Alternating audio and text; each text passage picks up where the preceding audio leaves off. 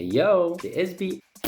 Nouveau colis. Celui-ci nous vient de Romain, du 66. Et le 66, c'est, je vous laisse le dire en commentaire, petit sablage padel. Ouvrons ça pour découvrir la bête. Très belle housse.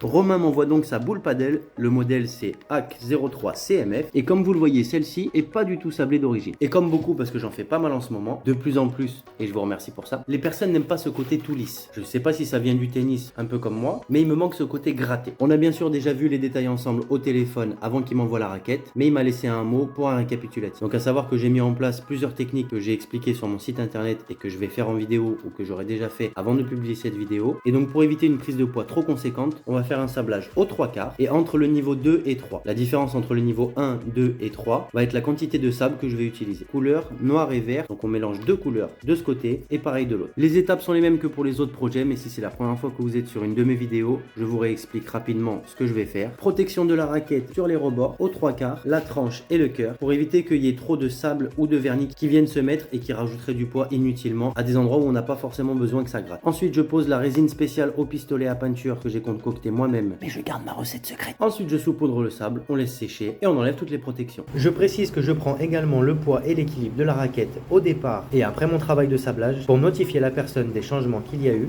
Mais en moyenne, selon la technique, la raquette prend 5 à 7 grammes et l'équilibre se déplace de 0,5 cm vers la tête de raquette. Voilà, la partie 1 est terminée et je vous dis à demain pour la partie 2 pour voir les étapes du travail et le résultat final. Ciao!